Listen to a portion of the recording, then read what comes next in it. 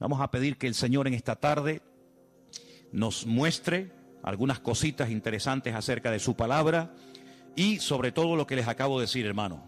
Estad preparados, tener respuestas correctas, adecuadas, para que cuando los inconversos, la gente que no conocen al Señor, vengan a hacernos preguntas, nosotros podamos responderle correctamente. Bendito sea Dios. Señor, te damos muchas gracias en esta tarde porque en tu palabra, palabra viva, palabra eficaz, encontramos las respuestas, la solución a muchas cosas que el mundo se pregunta e ignora.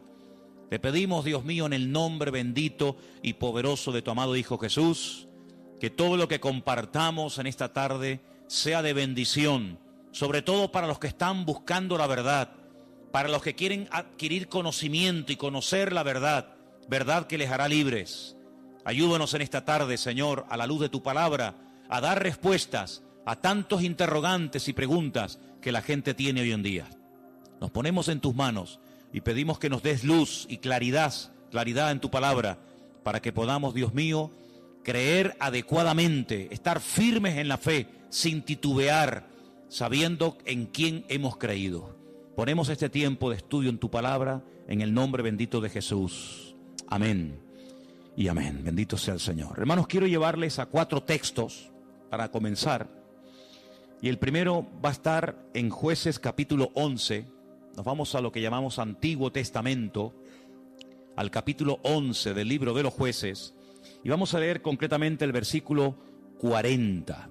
Jueces, repito, capítulo 11, versículo 40. Y dice la palabra del Señor lo siguiente. Presten atención a lo que dice ahí nuestro Dios. Jueces 11:40. Y se hizo costumbre en Israel que de año en año fuesen las doncellas de Israel a endechar a la hija de Jefté, Gaaladita, 4 días en el año. Fíjense la palabra costumbre. Se hizo costumbre, no era costumbre hasta ese tiempo. Antes nadie se iba 4 días por el campo, por el monte, a llorar, a endechar a la hija de nadie. Pero ocurrió algo. Ustedes conocen que Jefté hizo un juramento que fue una auténtica locura, y fue la de presentar a su hija en sacrificio al Señor. Y entonces dice la palabra de Dios que a partir de ese día se convirtió en una costumbre en Israel que las jóvenes, que las chicas se fueran por los campos llorando, endechando, lamentándose de lo que le había ocurrido a la hija de Jefté. ¿Era un mandamiento bíblico? ¿Era algo que Moisés enseñó al pueblo de Israel en el desierto? No. Sino que se hizo costumbre. Empezaron un año y otro año, una generación y otra generación, hasta que aquello se convirtió en una costumbre.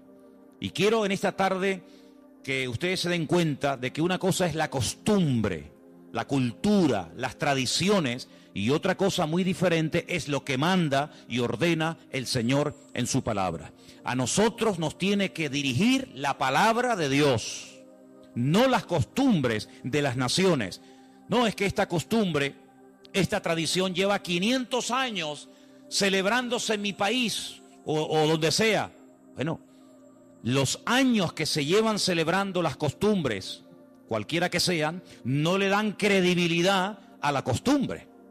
Durante muchos siglos era normal salir a una plaza pública y torturar o quemar a una persona, y todo el mundo iba como si fuera un espectáculo público, ¿verdad? Porque era la costumbre de la época. Bueno, pero eso no significa que como era la costumbre, pues está bien. Cuidado, la palabra costumbre, hábito, aparece desde un punto de vista positivo y desde un punto de vista negativo.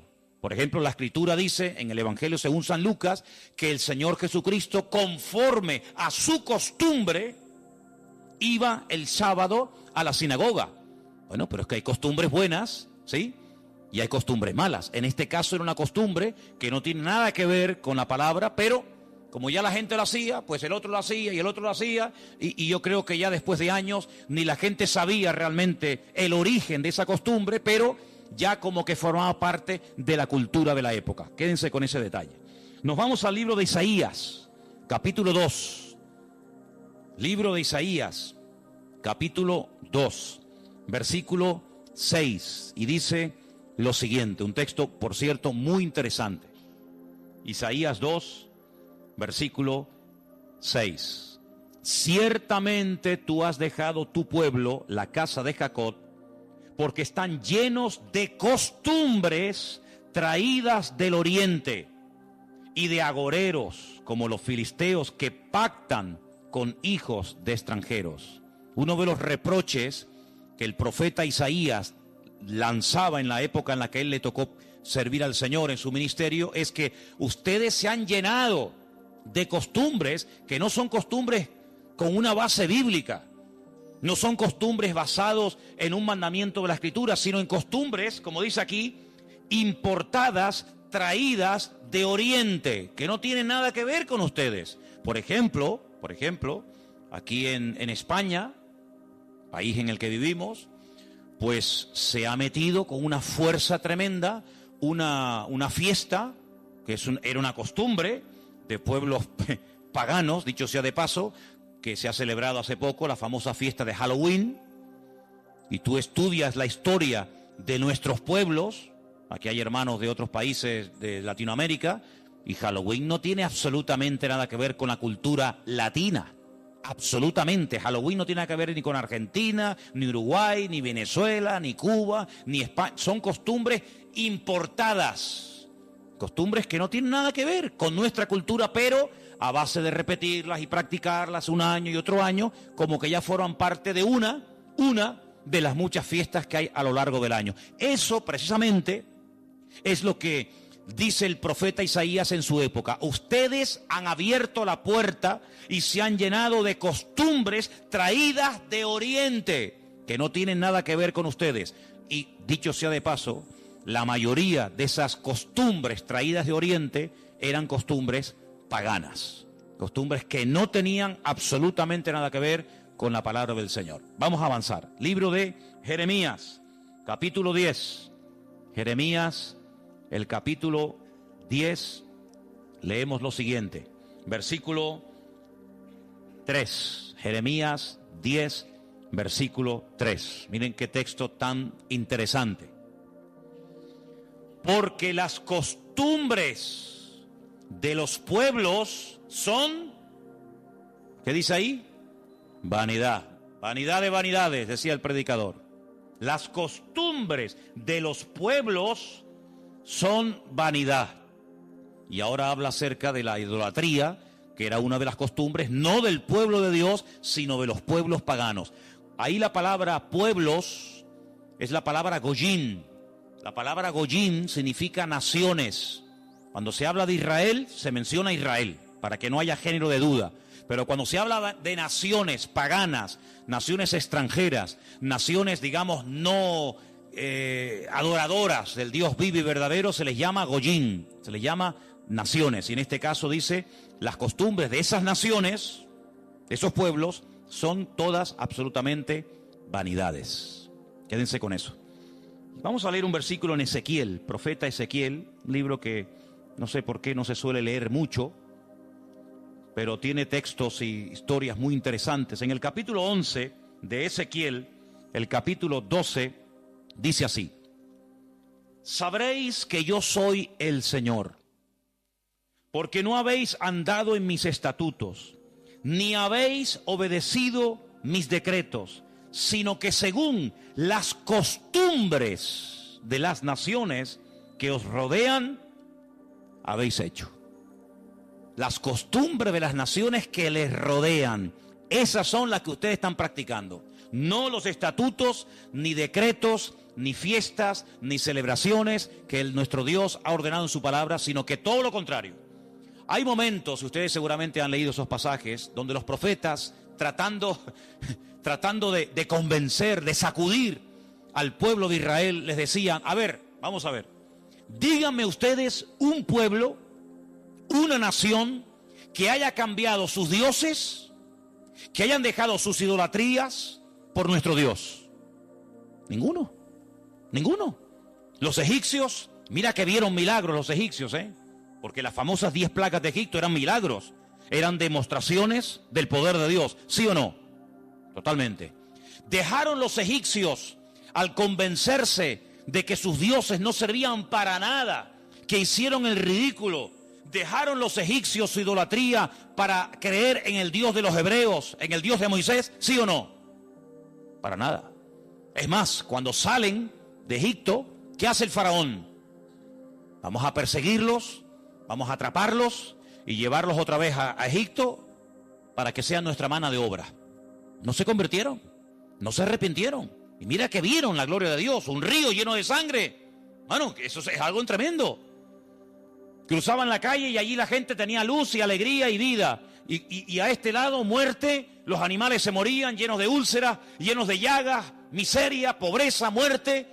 Oiga, aquí hay una diferencia. Esta gente pinta con sangre de cordero las puertas de la casa y no se muere nadie. Y nosotros, los poderosos egipcios, incluido el faraón, se mueren todos los primogénitos. ¿Te parece poca diferencia? Y así podríamos hablar de otra, ¿verdad? Se convirtieron, dejaron su idolatría por el Dios de Abraham, de Isaac y de Jacob. No. Daniel, en Babilonia, ¿cuántas veces vieron la gloria de Dios a aquella gente? Vieron a Daniel sobrevivir toda una noche y no ser atacado por los leones cuando lo metieron en el foso. ¿Se acuerdan, sí o no? Vieron a aquellos 3 jóvenes que les habían cambiado el nombre, que no se quemaron dentro del horno de fuego. ¿Cambiaron? ¿Recapacitaron? Ninguno.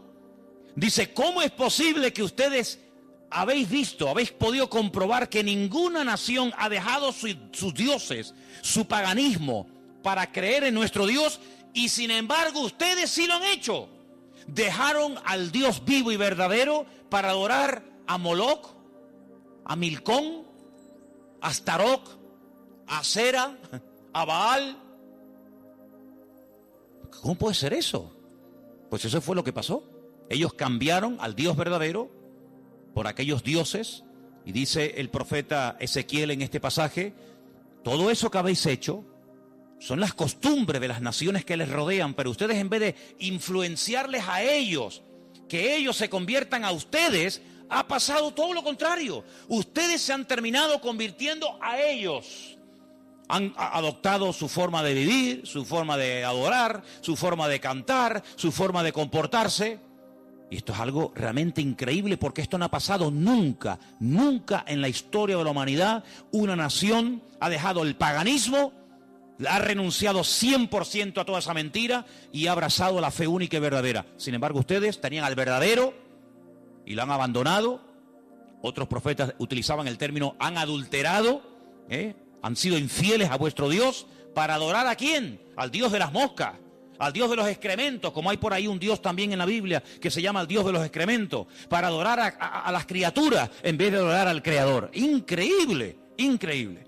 Entonces, los profetas que hemos leído, Jeremías, Isaías, Ezequiel y también en el libro de Jueces, dicen que todo eso, esas costumbres son todas vanidades.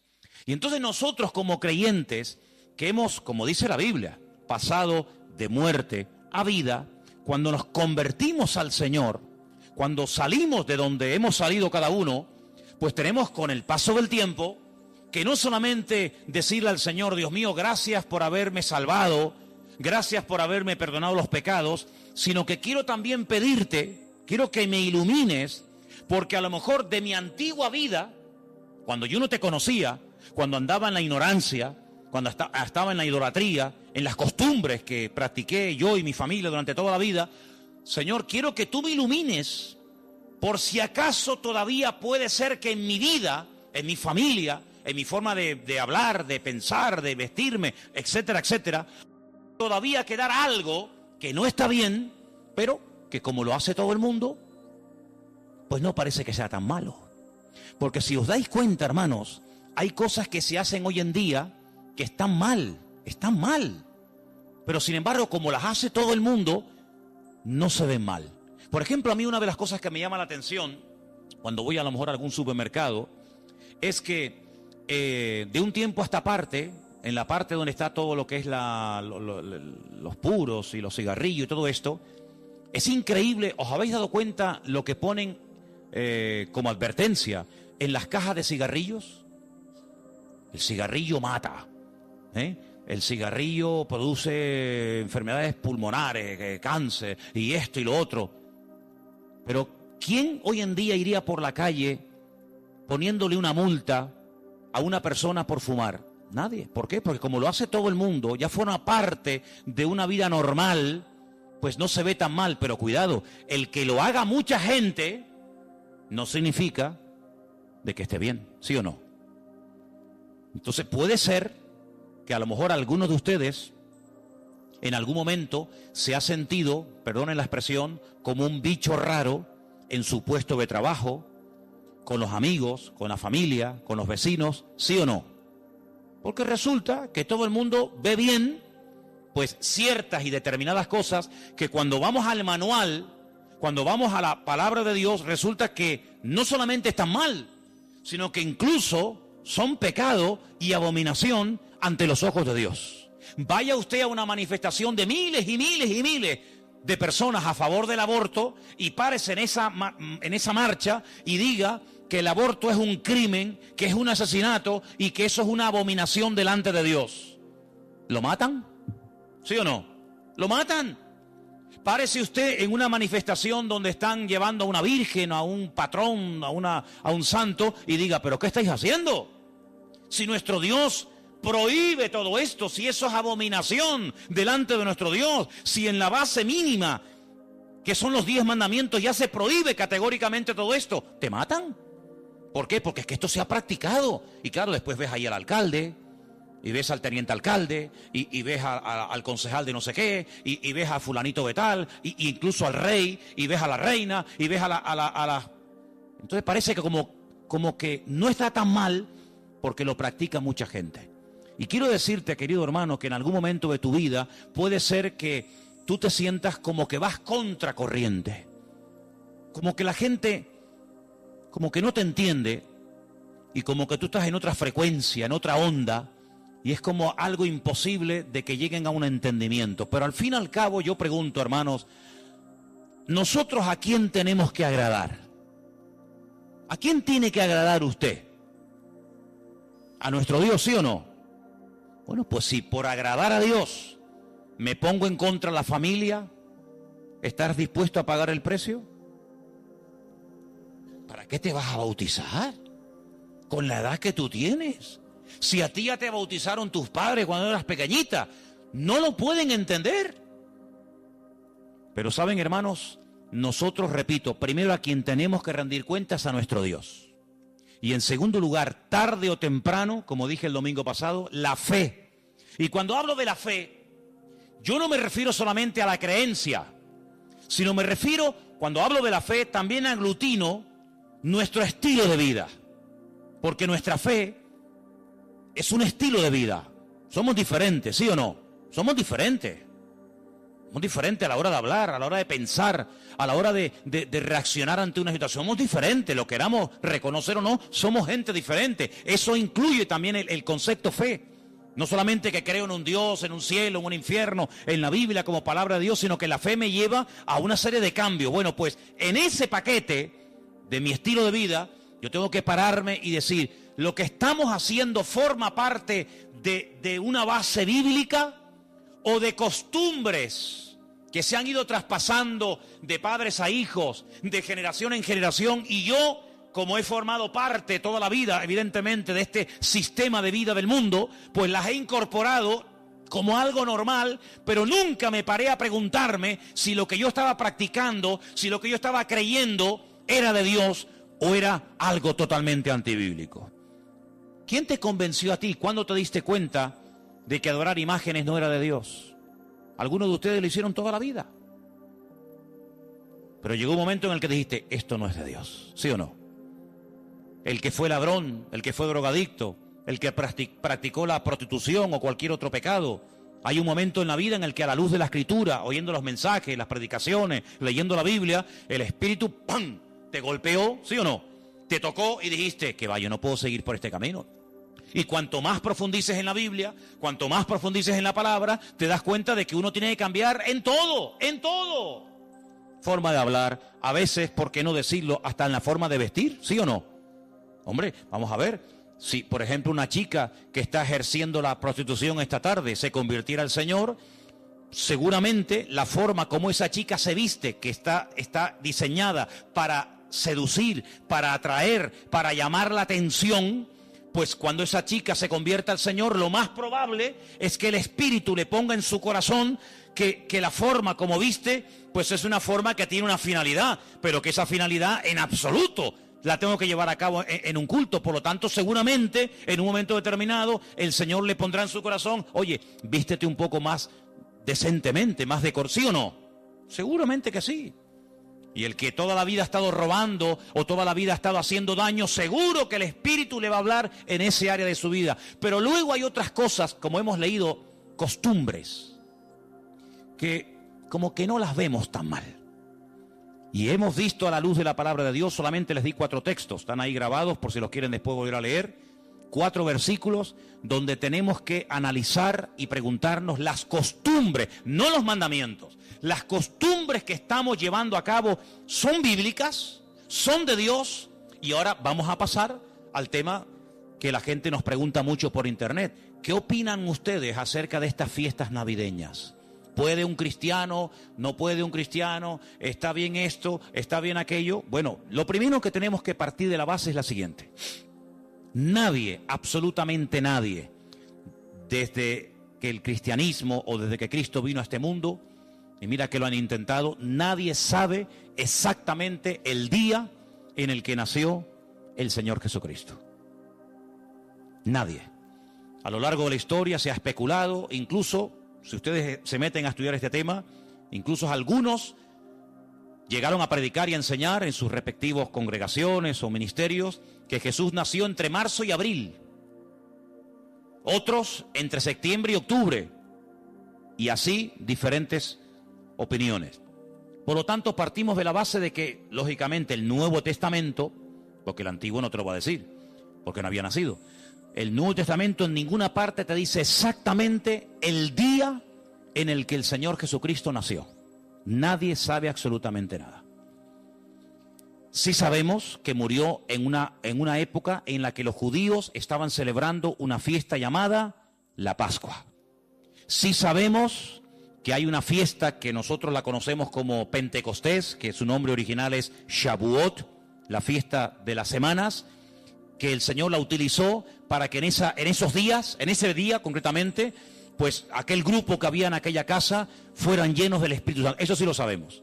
También podemos saber con exactitud que el Señor Jesucristo, la noche que fue entregado y en ese lapsus de entre una hora y otra, y fue a ser crucificado, se estaba celebrando la fiesta de los panes sin levaduras, que se unía a la de la Pascua. Todo eso está clarísimo. Y sabemos pues cuándo hay que celebrar la fiesta de la Pascua y la fiesta de Pentecostés y la fiesta de los tabernáculos. Todo eso lo sabemos porque está estipulado en la Biblia. Y te dice, contarás desde tal día a tal día, tanta semana. ¡Pum! Y eso es matemático.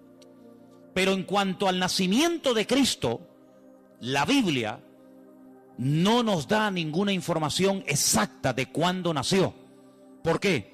Porque en nuestra concepción, entre comillas, cristiana, cometemos un gravísimo error. Y es que Jesucristo nació en un contexto judío, no en un contexto cristiano. Jesús nunca fue a ninguna iglesia evangélica. Él toda la vida fue a sinagogas. Jesús nunca practicó costumbres cristianas. Las costumbres que él practicó, y su padre y su madre y sus antepasados, eran costumbres judías, ¿verdad? Por lo tanto, para nosotros se comienza a contar desde el nacimiento del niño. Y dice, bueno, el niño nació el 2 de octubre. Pues al año que viene, el día 2 de octubre, el niño cumple un añito. ¿Sí o no? En la mentalidad judía no se cuenta el tiempo así. En la mentalidad judía, en el momento en el que la mujer sabe que está embarazada, en el que la mujer sabe perfectamente que sí o sí está embarazada, ahí se empieza a contar. No a partir del nacimiento a los 9 meses, ¿me entendéis? Por lo tanto, ya empezamos mal. Es como, por ejemplo, cuando nosotros decimos, bueno, ahora mismo aquí en Tenerife tenemos las 8 en punto de la noche. A las 12:01 será día viernes. Eso según nuestro calendario, según nuestra cultura, según la Biblia, ya es viernes. ¿Por qué? Porque en cuanto cae el sol y ya se puede ver, aunque sea una sola estrella en el firmamento, automáticamente ya estamos al día siguiente. Entonces dice, entonces todos al revés. Bueno, hay que saber estas cosas.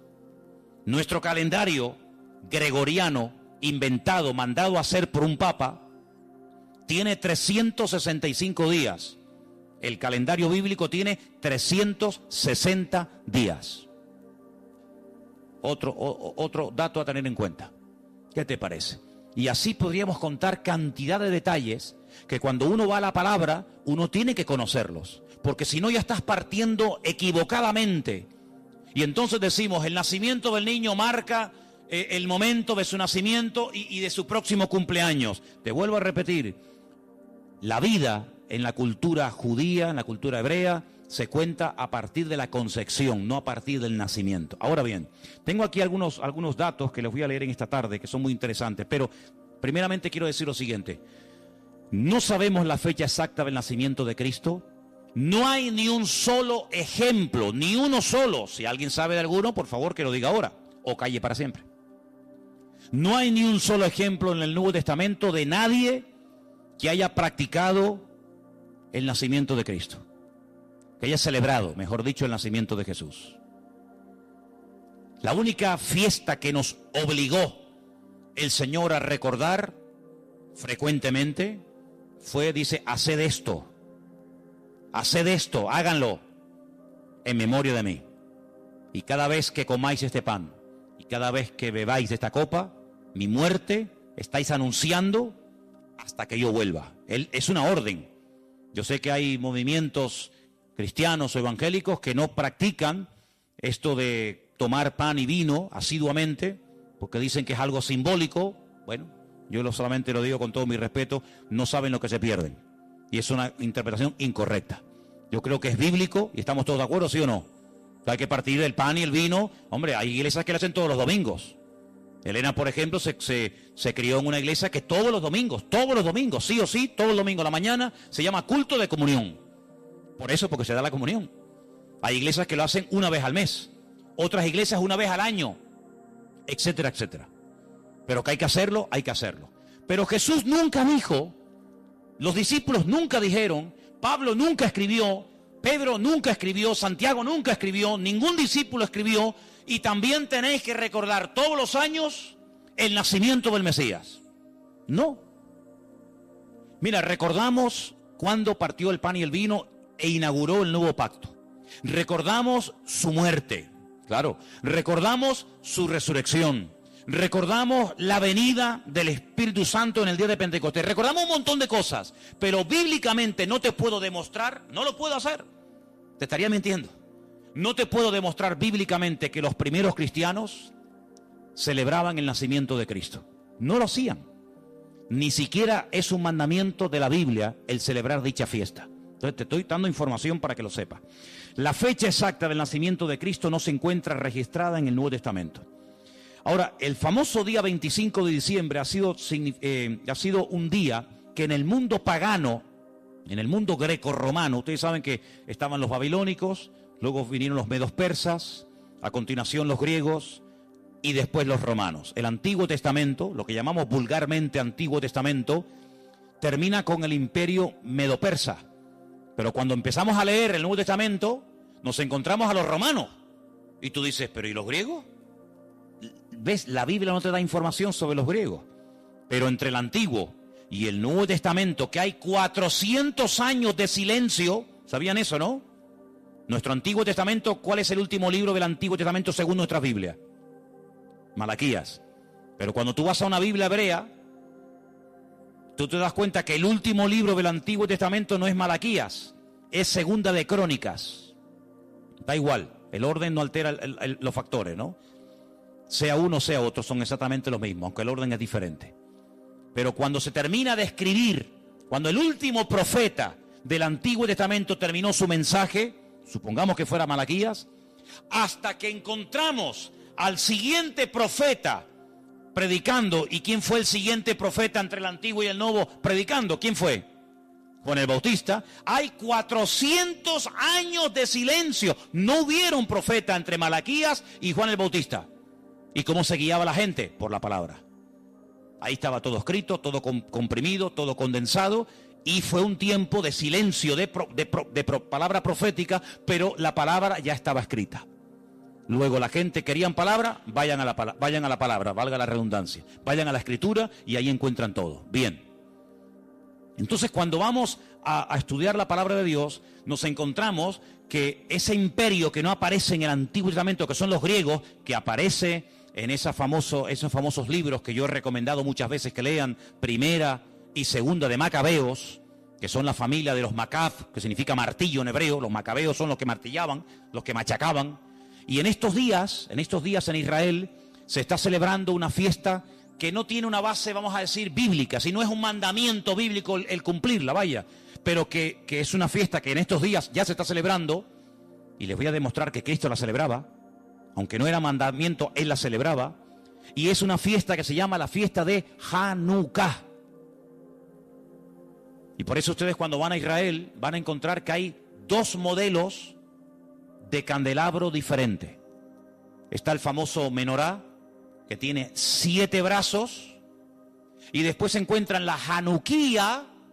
Menorá es el de 7, Hanukkía es el de 9. Y tú dices, ¿qué diferencia hay entre uno de 7 y uno de 9? Bueno, te lo voy a decir. El candelabro de 7, la menorá, era el que se utilizaba primeramente en el tabernáculo y después en el templo, pues para iluminar. No había luz eléctrica, no había un interruptor y se encendía la luz, sino que se ponía aceite, ¿verdad?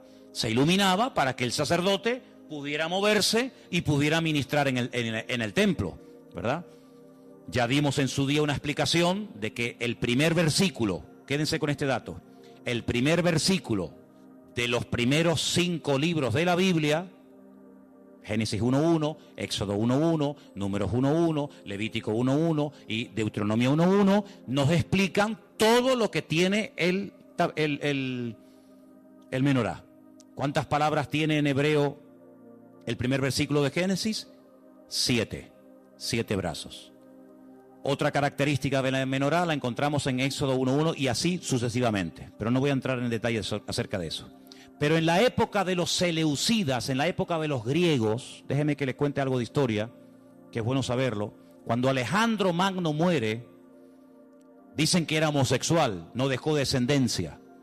Es el único imperio que pervive después de la muerte del emperador, pero no en sus hijos, sino en sus generales. Por eso Daniel, cuando está en Babilonia, dice que él vio a un leopardo con 4 cabezas. Y las 4 cabezas son los 4 generales que cuando Alejandro Magno muere, se reparten en 4 pedazos el mundo que había conquistado Alejandro Magno, ¿verdad? Uno de los trozos que se reparte tenía que ver con Israel. Y allí estaba el famoso Antíoco Epifanes, que era terrible, terrible. Ese fue el que se atrevió a meter a un cerdo dentro del lugar santísimo y sacrificarlo y de esa manera, humillar y avergonzar a Dios y en fin, tantas cosas, ¿no? Esa es la famosa abominación desoladora, la profanación del lugar santísimo. En esa época de los griegos había una familia compuesta por una serie de hermanos que se propusieron restaurar la vida política y espiritual de Israel. Los griegos dominaban, el templo lo habían convertido en un gimnasio, habían impedido los sacrificios y aquello era un desastre. Esta familia se levanta, primero un hijo, después el otro hermano, todos murieron como mártires, es una historia tremenda. Y estos macabeos, que no se llamaban macabeos, sino una especie de apodo, los que martillaban, los que golpeaban, pelearon militarmente, cuerpo a cuerpo con los griegos y los derrotaron, los vencieron, los echaron de Israel y restauraron el culto en el templo. Pero resulta que el aceite que se utilizaba para las lámparas del candelabro, en este caso de la menorá, no llegaba, porque lleva un proceso y se tarda un tiempo en elaborar ese aceite específico para la menorá. Había muy poco aceite. ¿Qué ocurrió? Oraron al Señor y el Señor hizo que la poca aceite que quedaba durara milagrosamente más tiempo de lo que habitualmente duraba. A partir de ese momento, para recordar el milagro de que el Señor permitió que el aceite durara más tiempo de lo habitual, se comenzó a celebrar la fiesta de la Hanukkah, la fiesta de las luces, la reinauguración del templo. Entonces, en esta época del año, para recordar ese milagro, se enciende con la vela del centro, cada día una vela diferente, hasta llegar a 9 velas, porque ese fue el tiempo que duró el aceite. Y eso es lo que significa la fiesta de Hanukkah. Ahora ustedes pueden ver, dice, y Jesús subió al templo a la fiesta de la dedicación del templo. Y tú dices, ¿qué fiesta es esa? Porque ahí no dice Pascua, ahí no dice Pentecostés, ahí no dice Tabernáculo, dice a la fiesta de la dedicación del templo. Pero si el templo ya estaba inaugurado cuando Cristo vivía. Pero era la fiesta en la que se recordaba la reinauguración del templo cuando los macabeos derrotaron a los seleucidas, a los griegos, y entonces esa era la fiesta de Hanukkah que Cristo la celebraba, Juan capítulo 10. Entonces Cristo, que sabía la historia de esa fiesta, dice, yo soy la luz del mundo.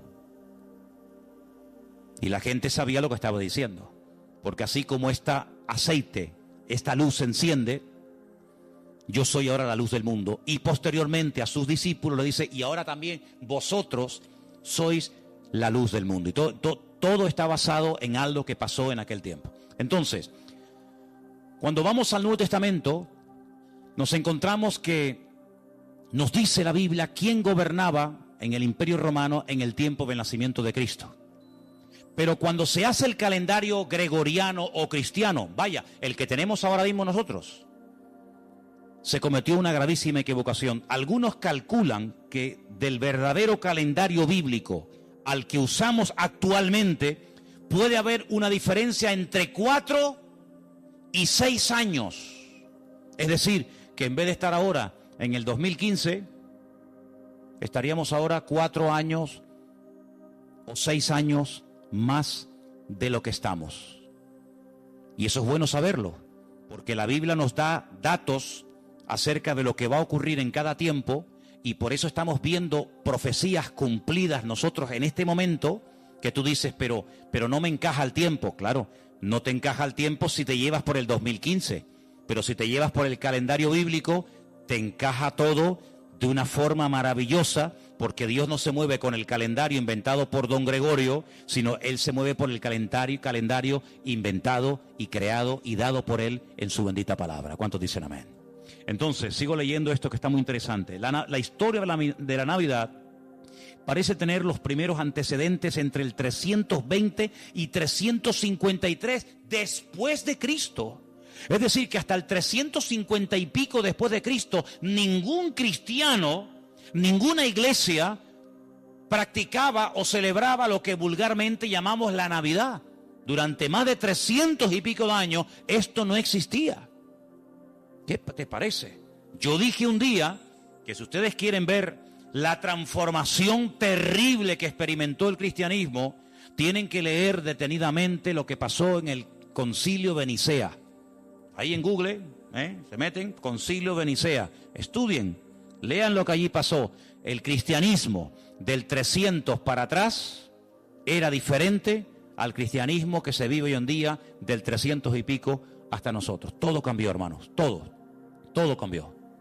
Entonces fue en esa época, en ese tercer siglo, cuando se comenzó a decir que Cristo había nacido el 25 de diciembre. ¿Por qué? Porque era la fiesta, era el día más pagano del año.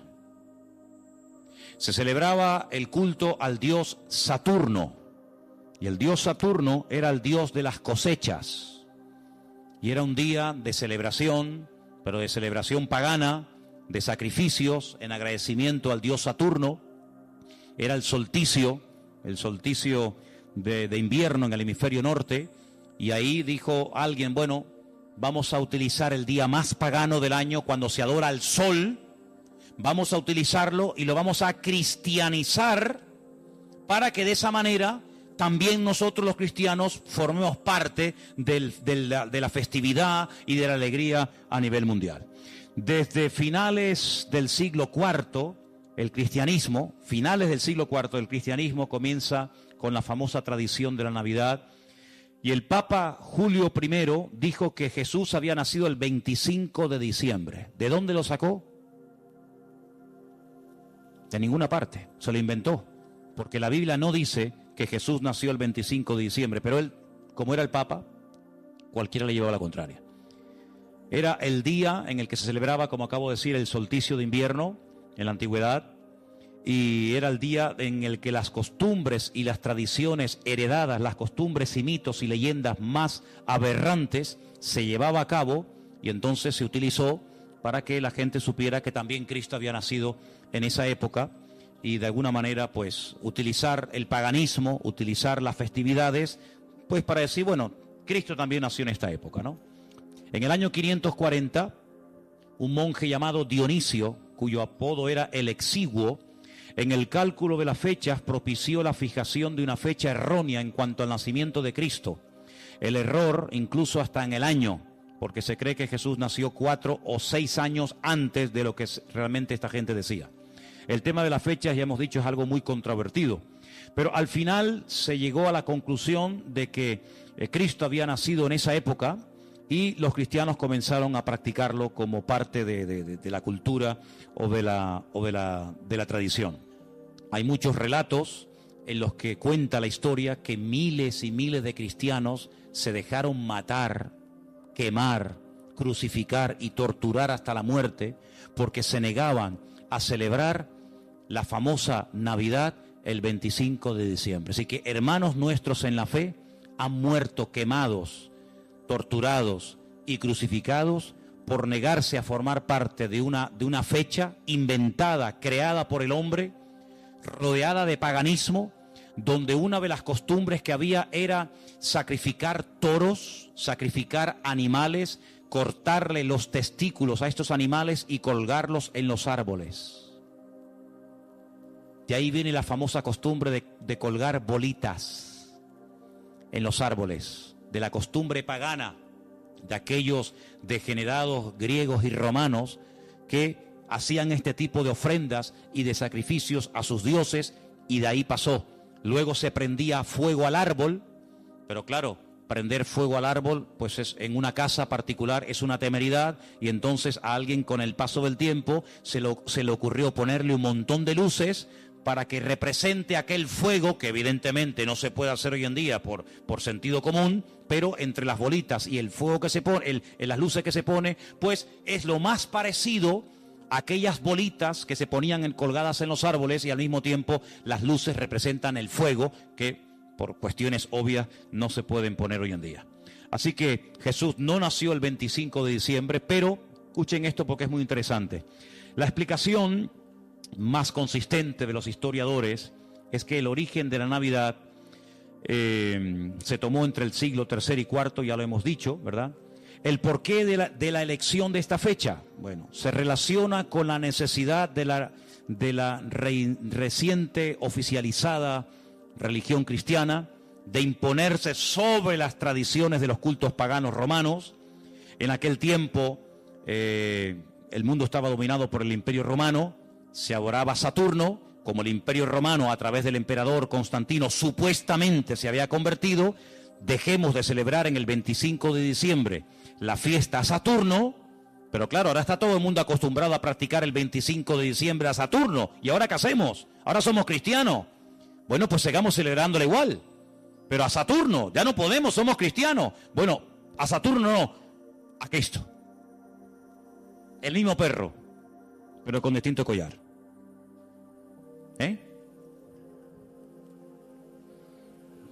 Adoraban al sol. Sí. Ellos pueden decir misa. Los papas eligieron el 25 de diciembre como día del nacimiento de Jesús, como una estrategia para el proceso de expansión del cristianismo, en el que sistemáticamente se buscó absorber y fusionar toda celebración de ritos paganos con las nuevas creencias o fe de los cristianos. Por lo tanto, bíblicamente, si alguien te para en la calle y te dice que la fiesta de la Navidad, que se suele celebrar el 25 de diciembre, tiene un trasfondo pagano, no se te ocurra llevarle la contraria, ni decirle que no es así, porque vas a ser el más rotundo ridículo. Efectivamente, el día 25 de diciembre era una fiesta, la fiesta más pagana en todas las culturas del Imperio Romano, donde se hacían auténticas barbaridades, sacrificios humanos, sacrificios de animales, ofrendas brutales de sangre, etcétera, etcétera. Como supuestamente, repito, el Imperio Romano dejó el paganismo y abrazó la fe cristiana que había perseguido durante más de 300 años, pues ahora ¿qué hacemos? Ahora nos encontramos con un dilema. Bueno, lo solucionamos fácilmente. Seguimos manteniendo el día, seguimos manteniendo las costumbres de dicho día, ¿vale? Seguimos celebrando todo exactamente igual, pero en vez de a Saturno, en vez de a divinidades falsas, pues la celebramos a Dios. Y total, aquí no ha pasado absolutamente nada. A base de repetir y de repetir y de practicar, un siglo, otro siglo, una generación, otra generación, nos hemos puesto hoy en día en el año 2015, aparentemente después de la era cristiana, y resulta que hemos abrazado unas costumbres y unas prácticas que nosotros no lo hacemos con ninguna mala intención, ¿no? Nosotros no lo hacemos porque creemos en el paganismo, ni mucho menos, pero sin darnos cuenta, estamos practicando y celebrando y haciendo cosas que tienen un trasfondo totalmente pagano, pero después queremos que los paganos cambien cuando los paganos lo que han hecho es que nos han cambiado a nosotros.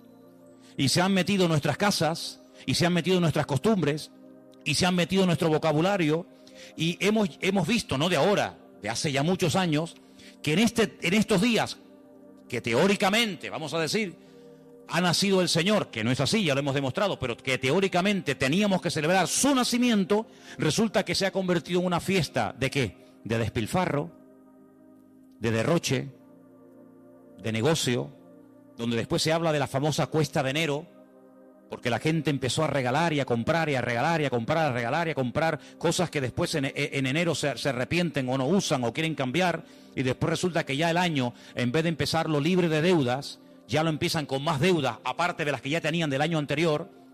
¿Por qué? Porque la fiesta así lo requiere. Porque si no le regalamos al abuelito, y si no le regalamos nada al niño, y si no le regalamos nada a la abuelita, o al tío, o al papá, o al sobrino, pues como que es una falta de educación, y como que falta el amor en la familia, y como que todos nos hemos vuelto locos, y nos hemos fanatizado, porque ahora somos cristianos. No, mi hermano, aquí no nos hemos vuelto locos, sino que ¿sabe lo que pasa? Que el conocimiento confronta, y el conocimiento compromete. Por eso hay gente que dice, yo prefiero no saber nada, y seguir en la ignorancia. Pero ¿sabes qué? Cuando estamos en Cristo, estamos obligados, estamos comprometidos con la verdad. Y la verdad nos hará libres en la medida, no es como un botón, la verdad os hará libres. Eso no cuesta nada decirlo. La verdad nos hará libres siempre y cuando interioricemos y practiquemos la verdad. Porque yo puedo conocer la verdad, pero la verdad, si no la vivo, si no me la aplico, si no la practico y si no la interiorizo, la verdad simplemente no hace absolutamente nada. No es como un amuleto. ¿Cuánta gente ha comprado antaño la Biblia? ¿Cuántos hogares tenían un pedazo de Biblia enorme y la tenían ahí en la estantería? ¿Por qué? Porque, hombre, es la palabra de Dios. Pero es que la palabra de Dios no es un amuleto. No es como el que pone una herradura. No es como el que pone una ristra de ajos. No es como el que recurre a un amuleto, que los hay en todas las religiones. Los judíos también tienen un montón de amuletos, ¿eh? No se pueden ustedes imaginar. La famosa segulá y tantos amuletos creados y diseñados y vendidos y bendecidos por los rabinos para protección del mal de ojo, para protección de no sé qué, para protección de los malos espíritus. En todas las religiones siempre ha habido amuletos, pero la verdad, la Biblia no es un amuleto, es un estilo de vida que nos lleva a comprometernos y nos lleva a decir: Señor, perdóname, porque he estado creyendo y practicando y encima enseñando y transmitiendo una mentira, creyendo que es una verdad. Y no hay nada peor que creer que algo de mentira es una verdad y yo la practico en mi vida.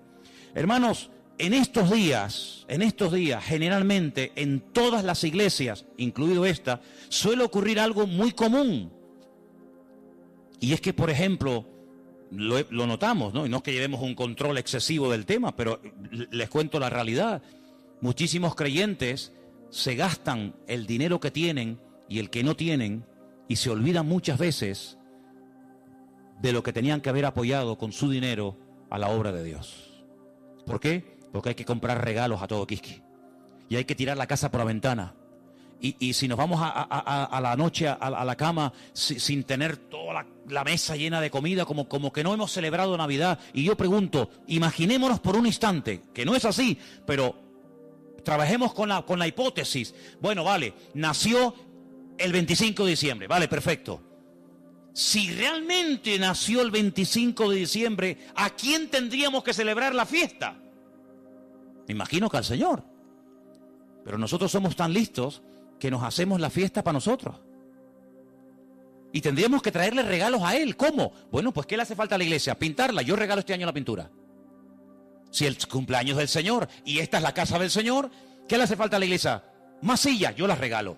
Pero no hacemos regalos al que cumple años, teóricamente, sino que nos hacemos regalos a nosotros. A papá, a mamá, al tío, al sobrino. Y yo digo, bueno, ¿el cumpleaños de quién es? ¿Tuyo o es el del Señor? Porque si es el del Señor, al que menos le hemos regalado ha sido a Él. Resulta que nos hemos regalado a nosotros. Y tenemos, los que tengan, ¿no?, el árbol lleno de docenas de juguetes y docenas de regalos. Y tú dices, ¿y el regalo del Señor dónde está? Porque la iglesia no puede sufrir en estos tiempos, en este mes de diciembre, porque teóricamente sería el mes de más abundancia, ¿sí o no? Tendría que ser el mes en el que sobraran Biblias, sobraran sillas, sobrara de todo, porque es el día especial del Señor. Pues ¿saben qué? Suele ocurrir generalmente todo lo contrario. Es cuando tal vez menos nos acordamos del Señor. Ahora, nosotros vamos a utilizar la fiesta que el mundo inventó, no el Señor, no la iglesia primitiva, no la Biblia. Nosotros vamos a utilizar la fiesta que inventó el mundo para decirle al mundo el motivo por el cual el Señor vino a este mundo. Que no fue otro más que morir por nuestros pecados, derramar su sangre y restaurar nuestra vida y sacarnos de la miseria y de la ignorancia y ponernos en el reino de su amado Hijo. Eso es lo que vamos a hacer. El mundo que celebre lo que quiera. No es un tiempo para derroches, ni despilfarro, ni borracheras. No es un tiempo para trasnochar y tirar la casa por la ventana y parece que si no le regalo un suéter, un pantalón, una camisa, fulano se enfada y me mira, pues que me mire como quiera. Pero no es un tiempo para nosotros. Tendría que ser en todo caso un tiempo de más oración, de más compromiso, de más reuniones, de más entrega. Tendría que ser eso. Si verdaderamente nació en esta época, tendría que ser eso. Pero lamentablemente vemos que no lo es. Y entonces, amados hermanos, resumiendo un poco todo esto, ¿qué vamos a hacer nosotros? Vamos a decirle al mundo, claro, nosotros creemos que Él vino. ¿Cómo no lo vamos a creer? Nosotros creemos que Él nació y que Él vivió en esta vida y que Él murió y que Él resucitó y que digan lo que quieran, pero vino con propósito, vino con un objetivo, no vino para entretenernos, no vino para que ahora en diciembre tiremos la casa por la ventana, luego en abril, marzo, abril, volvamos a recordar toda la tragedia de la sangre, de la muerte, de Pilato, de la crucifixión, de la tumba, de los latigazos, etcétera, etcétera, y el resto del año. No, hermano, no vamos a dejarle al mundo que nos diga cuándo y dónde tenemos que celebrar lo que tendríamos o no que celebrar. ¿Qué es lo que tenemos que celebrar? Lo que dice la Biblia. Haced esto en memoria de mí. Ahí tienes ya un ejemplo. Si dice el Señor, nos dice el Señor, haced, cumplid con esto en memoria de mí. Bueno, ahí tenemos una obligación, pero en ninguna parte mi Señor, nuestro Señor, ni a ti ni a mí, nos dice, y una vez al año recuerden que el 25 de diciembre yo nací. Porque dicho sea de paso, cuando Cristo nació, la palabra diciembre ni existía.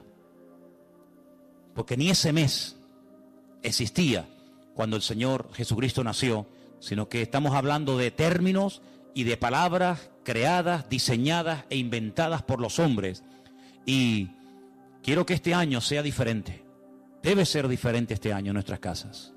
Lo dije hace mucho tiempo, cuando pongamos la mesa y nos juntemos los hermanos, los amigos, los familiares, etcétera, pongan en la mesa un cubierto como si Él estuviera sentado en la mesa con nosotros. Para que cuando venga un inconverso te diga, oye, ¿y ahí no se va a sentar nadie?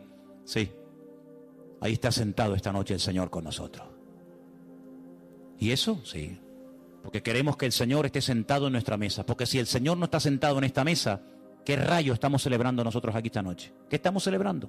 ¿Un banquete? ¿Qué estamos celebrando? Si el Señor no está sentado en esta mesa, ¿qué hacemos aquí tú y yo? Es una cena normal y corriente como cualquier otra, pero queremos invitar al Señor a nuestra casa. Queremos que coma con nosotros, que viva con nosotros, que duerma con nosotros, que entre con nosotros, que salga con nosotros. Nuestra vida no gira en torno a fiestas, porque nuestra fiesta se llama Cristo. Y nuestra fiesta desde el 1 de enero hasta el 31 de diciembre. ¿Cuántos dicen amén? No tenemos que decir, ahora el nacimiento, ahora la muerte. Todos los días yo recuerdo que Cristo vino a este mundo a morir por mí. ¿Sí o no? Todos los días yo recuerdo que Él murió por mí en la cruz. Todos los días, no solamente el domingo de resurrección, allí en el Parque La Granja. Yo todos los días recuerdo que el Señor resucitó al tercer día. Yo todos los días recuerdo que Él está vivo. No tengo que decir, bueno, ahora esto. Ahora, ¿quién nos marca a nosotros el calendario? Lamentablemente, ¿sabe quién nos marca el calendario? El mundo. El mundo se ha metido en la cultura de tal manera que dice, no, ahora carnavales, ahora Halloween, ahora Semana Santa, ahora la Ascensión de María, ahora el Puente de la Constitución. Y le hemos dejado al mundo que nos organice el tiempo y nos diga incluso cómo tenemos que comportarnos en cada época del año. Claro, nosotros gracias al Señor somos cristianos y muchas de esas cosas ya no las hacemos, pero el que es mundano, el que no es cristiano, dice, carnavales, ¿me tengo que disfrazar? ¿Me tengo que disfrazar? ¿Por qué? Porque el mundo dice que ahora es cuando yo me tengo que hacer de disfrazar y hacer el idiota durante una semana o 15 días, pero luego no, ahora dice, no, ahora viene la cuaresma, ahora viene la resignación, el perdón, la ceniza, no sé qué, no sé cuánto. No, ahora viene la Semana Santa, no, ahora viene no sé qué. Y le hemos dejado al mundo que organice nuestro tiempo y nuestro estilo de vida. Nuestro tiempo y nuestro estilo de vida, ya lo dijo el Señor cómo tiene que ser. Si a alguien le interesa, aquí lo tienen. Señor, ¿qué tengo que celebrar en marzo? Señor, ¿qué tengo que hacer en diciembre? ¿Qué tengo que hacer cada día de la semana? Aquí está el manual. No le dejemos al mundo que nos organice, porque mira, yo me acuerdo que hace años, y termino, en España no se celebraba Halloween. ¿Cuánto tiempo lleva esta fiesta entre nosotros más o menos? ¿Alguien más o menos sabe? 8 años. Bueno, 8 años. Y nosotros ya tenemos una edad. Luego, durante muchos años de nuestra vida, esta fiesta en España no se celebraba. Íbamos a un centro comercial en esta época de noviembre, creo que se celebra esta fiesta terrible.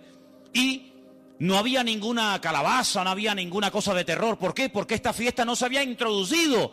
Pero mira cómo la metieron. Mira cómo la metieron, amigos. Y el otro día, el Black Friday. Ya nos metieron otra. Y en enero, ahora la y el mundo tiene, hermano, lo tiene tan claro. El diablo tiene tan claro los objetivos que dice, mira, a la gente le gusta varias cosas. Comer bien, vestir bien, vivir bien y divertirse. Perfecto.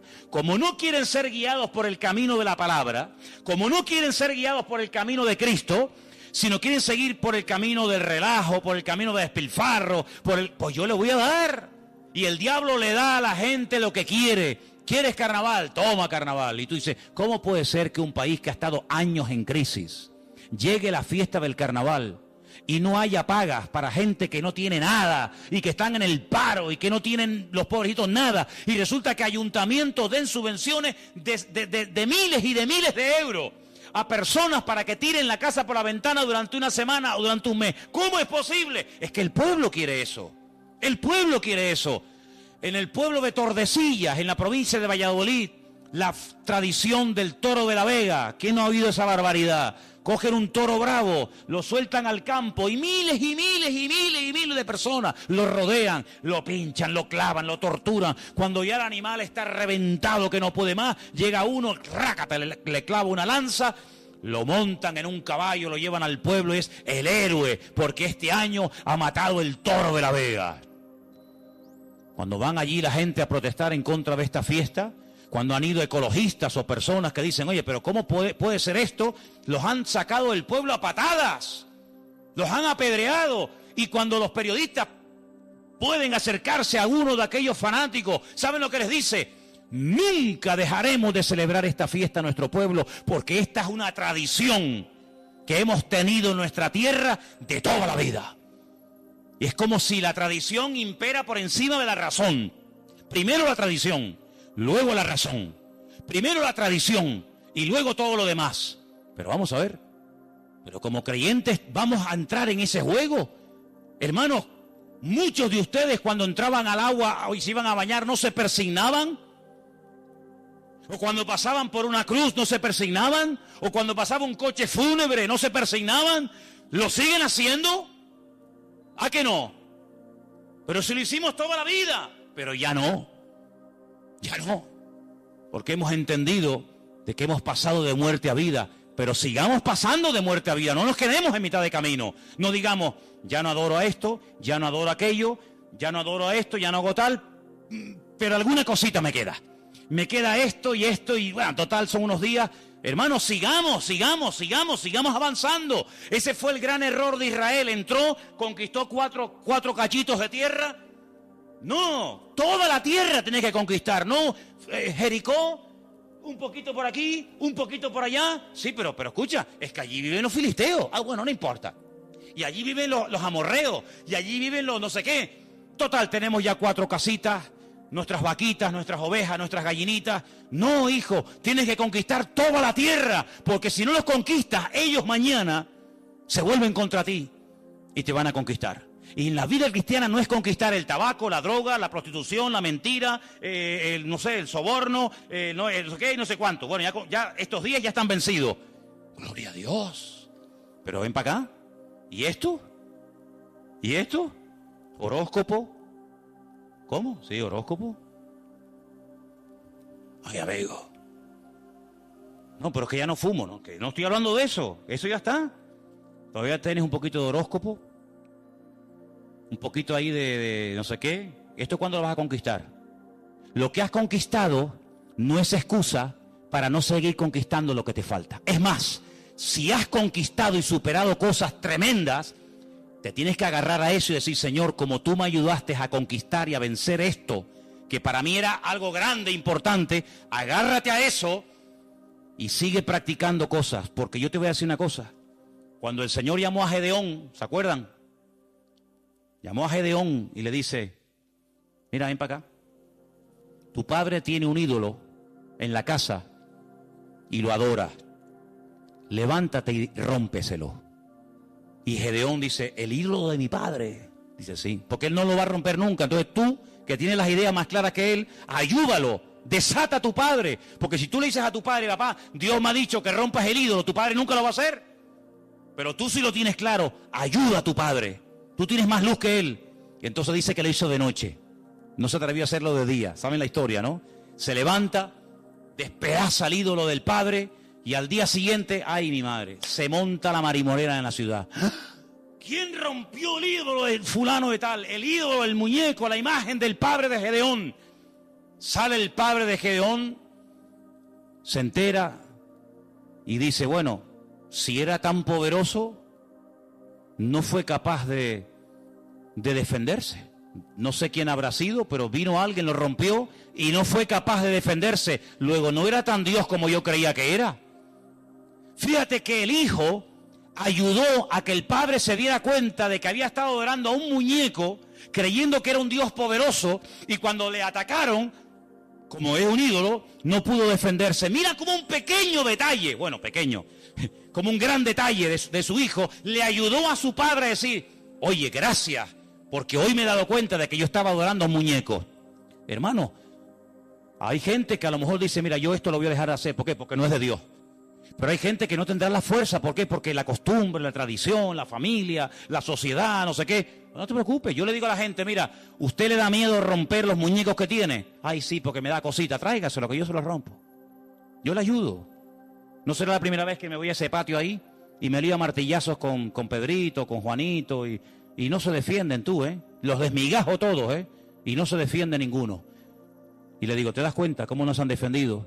Entonces, hermano, hay cosas que tendrás que romper tú. Tú tendrás que romperlas y quitarlas de tu vida. Pero hay momentos en los que Dios te pondrá en una casa, en una familia, para decir, mira, déjame ayudarte. Déjame demostrarte que esto no sirve para nada. Y ahí se van a dar cuenta, con ese acto de fe y de obediencia que tú has ejecutado, se van a dar cuenta de que verdaderamente estaban creyendo en una mentira. Yo les he dado de comer, les he dado información, hagan lo que les dé la gana, como dijo Josué, hagan lo que quieran, pero yo y mi casa serviremos al Señor. ¿Oramos? ¿Les parece? Venga, oramos. Cierre sus ojos y recuerde lo que ha oído esta noche, porque el conocimiento compromete y confronta, y sin confrontación no hay cambio. Por eso esta noche Dios te ha dado una información y te ha dicho, esto viene de esto, esto y esto. Tú sabrás lo que haces. Pero te damos gracias porque tu palabra es luz. Es una lumbrera, es una antorcha que alumbra en medio de las tinieblas, en medio de la oscuridad.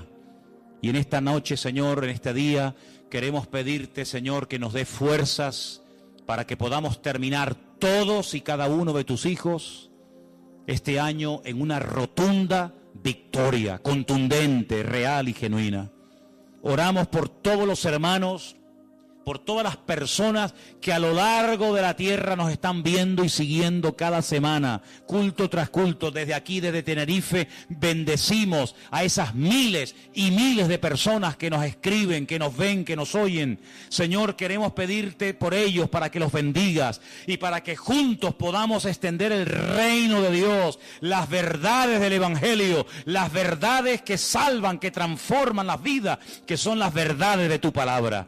Libéranos de cualquier temor, rompe en nosotros toda atadura a la tradición, a la costumbre, rompe todas esas costumbres paganas que a veces hemos cultivado y hemos practicado durante años sin darnos cuenta lo que hemos estado haciendo, Señor. Que en nuestros hogares, en nuestras vidas, en nuestras congregaciones, Señor, haya libertad, haya verdad. Y gracias te damos porque tu verdad, tu palabra libera, y queremos ser libres de todo engaño, de toda ignorancia, de toda mentira.